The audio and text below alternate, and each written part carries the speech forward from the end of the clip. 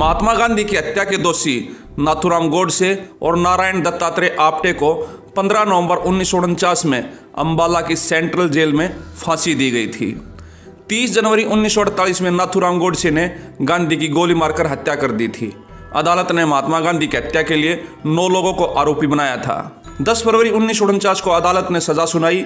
इस हत्याकांड में कोर्ट ने विनायक दामोदर सावरकर को सबूतों के अभाव में बरी कर दिया था। बाकी 8 लोगों में से नाथूराम गोडसे और नारायण आप्टे को फांसी की सजा दी गई थी। वही अन्य 6 लोगों को आजीवन कारावास की सजा सुनाई गई थी।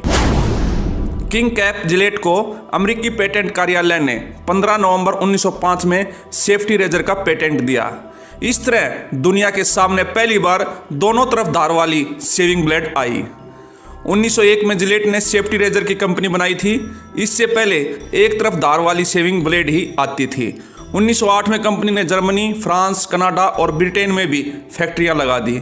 1915 तक जिलेट 7 करोड़ सेफ्टी रेजर बेच चुका था।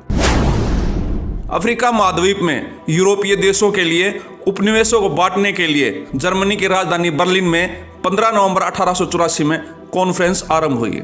यूरोप का प्रत्येक राष्ट्र अफ्रीका में अपने उपनिवेश स्थापित करना चाहता था, इसलिए उनमें परस्पर मतभेदों का जन्म हुआ। अंततः बर्लिन में एक अंतर्राष्ट्रीय सम्मेलन बुलाया गया, जिसमें विभिन्न देशों के मतभेदों को दूर किया गया एवं जर्मनी, इंग्लैंड और फ्रांस के सीमा संबंधी विवादों का सुलझावा किया गया। बर्लिन का यह महत्वपूर्ण सम्मेलन नवंबर 1884 से फरवरी 1885 तक चला। भारत की प्रथम महिला बैरिस्टर कार्नेलिया सोराबजी का जन्म 15 नवंबर 1866 में हुआ था। सन 1892 में वे नागरिक कानून की पढ़ाई करने के लिए विदेश गई और 1894 में भारत लौटी। जब कार्नेलिया भारत लौटी, उस समय समाज में महिला मुखर नहीं थी और न ही महिलाओं को वकालत का अधिकार था।